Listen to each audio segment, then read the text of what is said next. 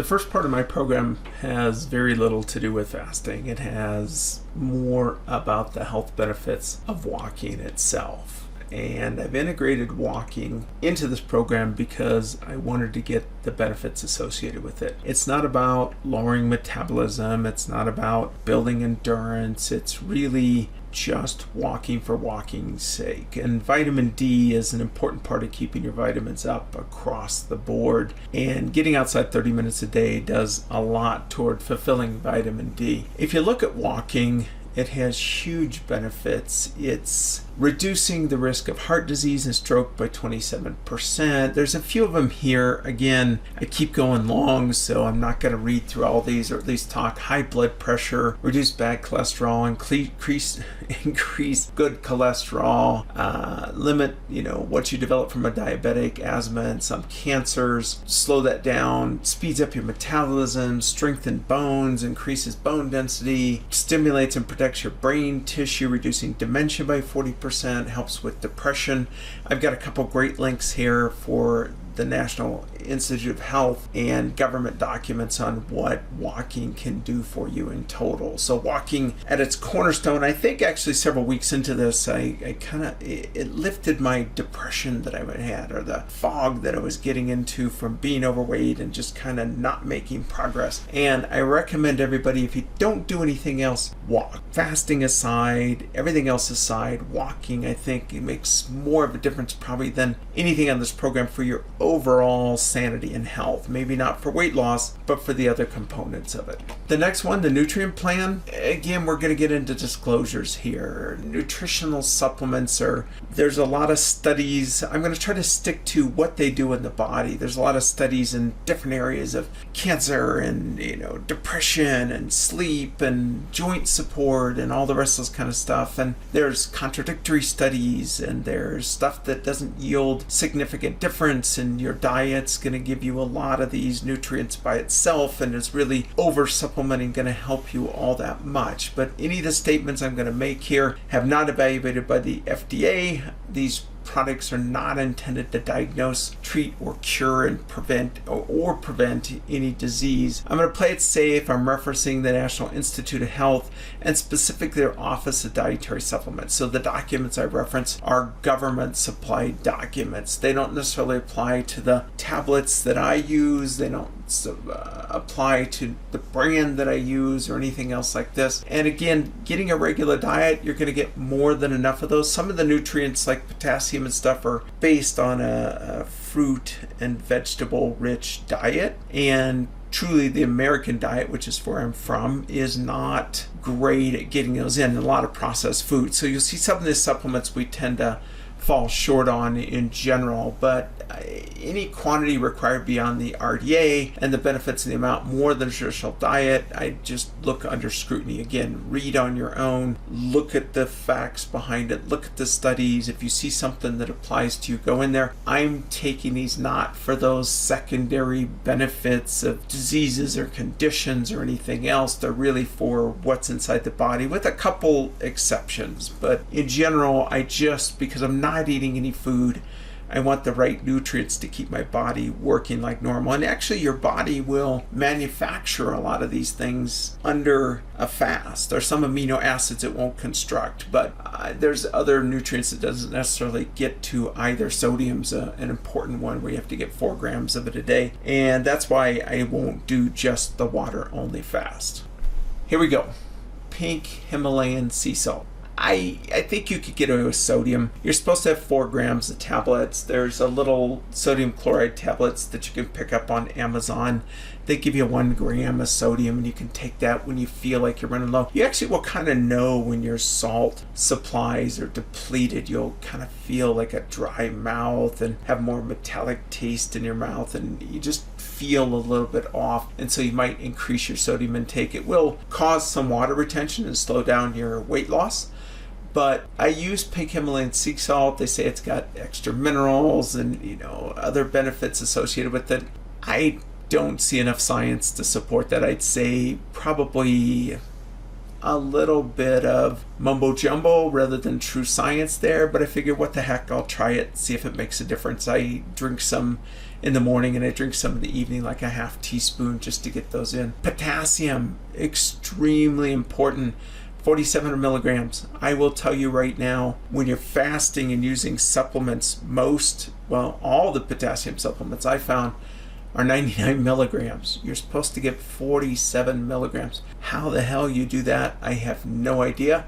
A regular diet with high veggies, high fruits, going to build that in. Tablets, I take probably 2-3 times a day, 6. I try to get 600-700 milligrams. I'm nowhere near hitting the 4,700, but potassium is really important. It builds proteins, it breaks down carbs, it builds muscle, controls the electrical activity in your heart, controls acid-base balance. Blood pressure, again, look at the studies, you draw your own conclusions. There's a lot of interesting info on the link that I gave you there about potassium. They're using it for a ton of different research, and you can look at the articles there to see what they're using it for.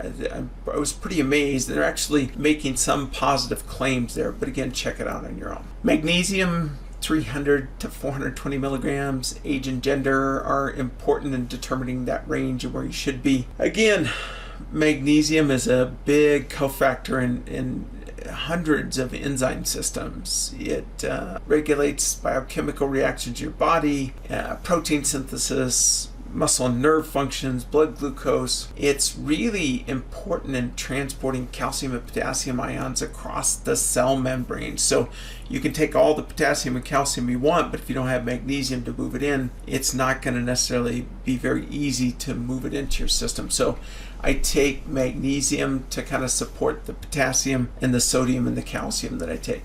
Multivitamin, I don't like the Centrum Silver where it's like 1 tablet a day. I think you end up peeing a lot of that out. I'd rather have a little bit of the nutrition 3 times a day, and that way your system has time to digest it and absorb it. So multivitamin that I take 3 times a day. Fish oil, 1,000 milligrams, 1 gram essentially.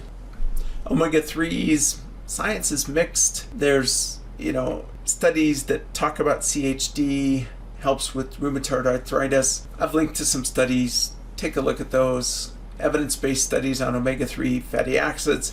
There's dozens upon dozens of them. That last link in there takes you through a lot of those. Again, it's something where I think it's worth trying, just based on some of the early science.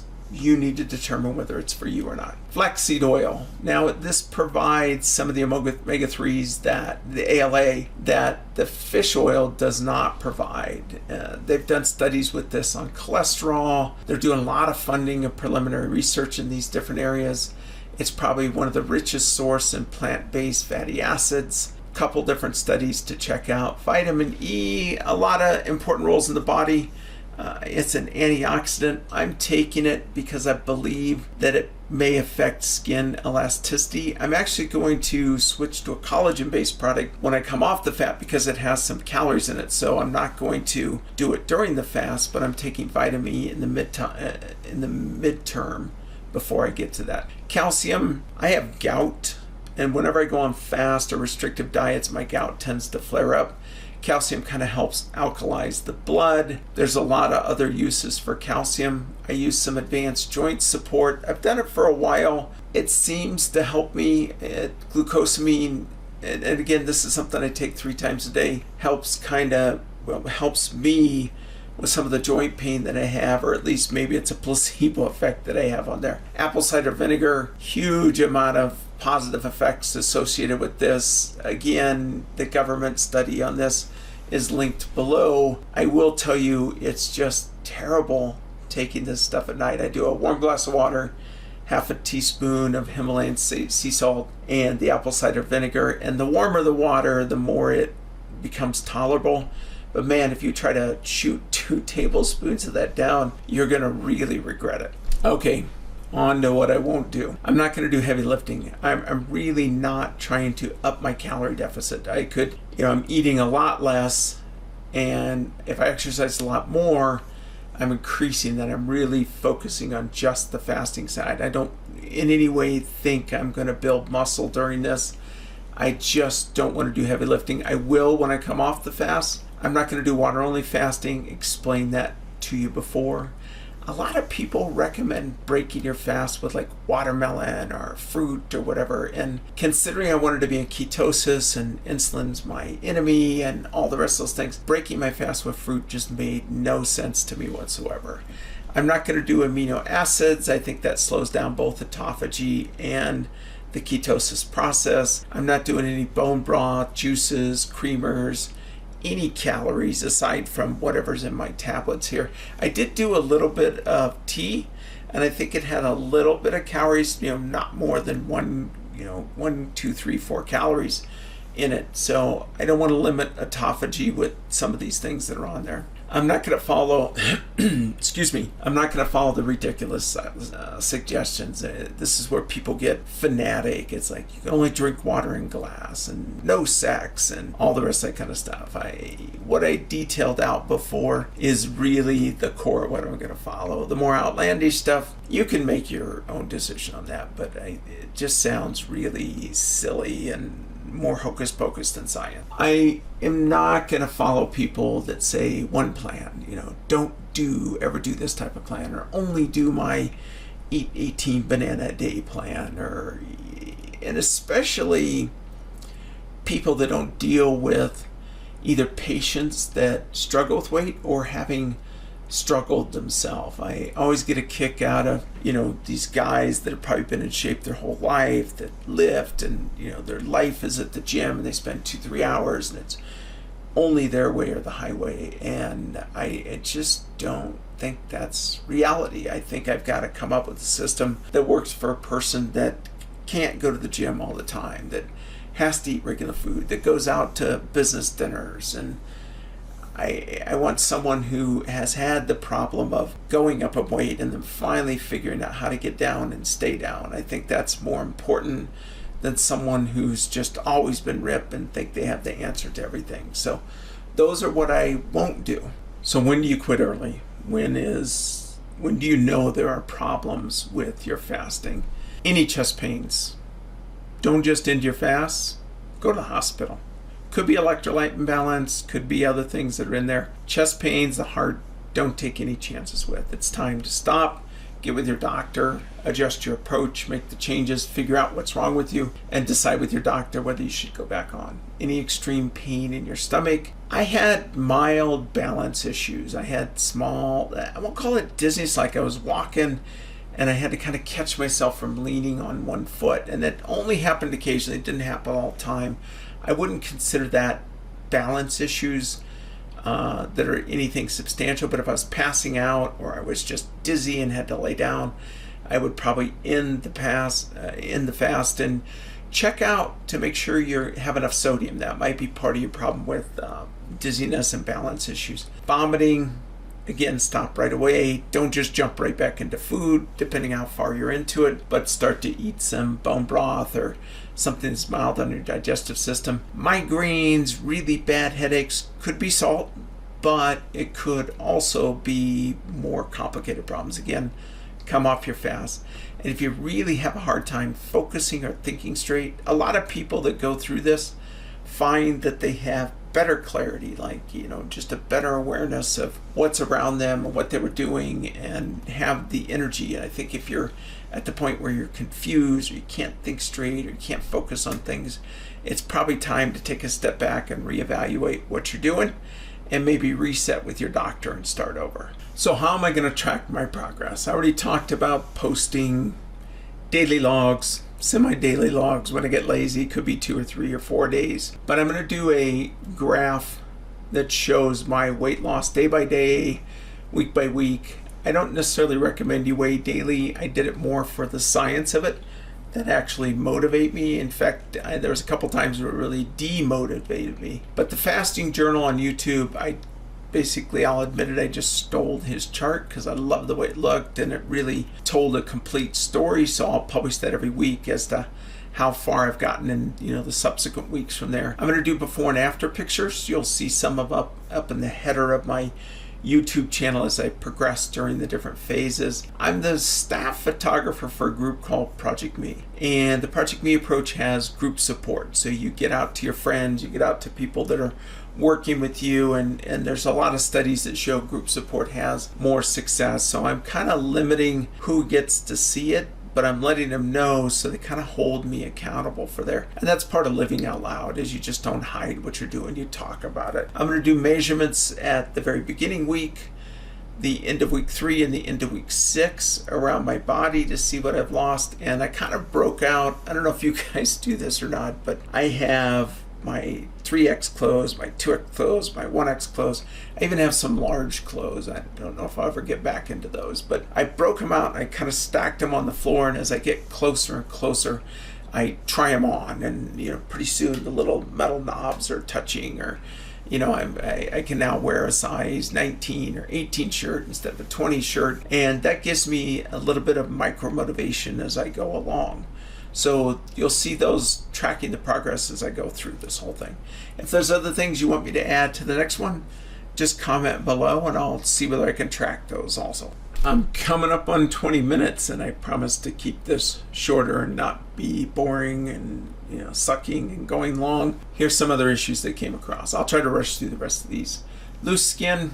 I see a lot of people that go through massive weight loss. There's some claims that, and even Dr. Fung made this claim, that autophagy is going to eat those bad cells, the loose skin, like it doesn't need it anymore. I have a hard time imagining physiologically how that works. I just will, if it happens, it's great. I think it's age, I think it's your genetics on skin elasticity, how much weight you've lost. Vitamin E and collagen, might help that out. I think it's something that, again, I don't see the science. I've heard the studies. I can't understand the science behind it. So I'm going to try it. We'll see what happens. But my guess is I'm going to lose skin. I'll lift so I can turn around and add some muscle to kind of fill in where the fat no longer was. But I think if I have loose skin in the stomach or in the back or on the legs, it's going to be what it's going to be. And whether I get skin removal surgery, I can already see some loose skin underneath my chin. And I'm hoping, as I lose the next 30, the next set of pounds that I need to lose, that'll shrink up even further. But you can definitely see the marks on it. Or maybe the collagen will tighten it up. Who knows? I'll watch for the key danger signs. We talked about that before. The electrolyte imbalance, I really want to keep those balanced and look for those warning signs there. Search electrolyte balance in Google. There's lots of good resources on that. Finally, we get to breaking the fast. No fruit or fructose. Bone broth, get the collagen from it. Add some veggie in. Multiple days, you got to ease your calorie back in, kind of try to lift your metabolism, work out and lift, get your muscles engaged, try to have some of those extra calories above my BMR be applied to rebuilding muscle instead of just storing into fat. I'll probably do a quarter of my calories for a couple days, half of my calories for a few more days, and then maybe one meal a day for a while. Phase into that regular food, just don't jump back in and eat. I'll try to keep my weight gain to mostly muscle. My guess is most people I've seen 3, 5, 10 pounds what they want. I'll continue on the apple cider vinegar to kind of help that whole thing. The collagen-based supplement, I'm going to do some pictures of my face before I take it, go a few weeks with it, see what the net results is, and either continue doing it or just stop. And that half, quarter full, I probably will add another quarter and add another half to that. It just depends on how I feel and how well my stomach's taking to the additional calories. And here's my next steps. Starting a 6-week cycle. That's what the Project Me cycle is. I'll link to Project Me below. You can see some of the cool success stories we've had with a totally different approach to weight loss that worked for them. Worked for me short term, but not long term, but you can see some of the amazing stuff that they've done. I bought some keto sticks. I think they're like $11 from Walgreens. I want to make sure that I'm in ketosis and I stay there. My week 7, past week 6, is going to be breaking the fast. And like I said, introduce food while lifting for muscle gain. A week or 2 of normal eating. I don't quite know what I'm going to shift into yet.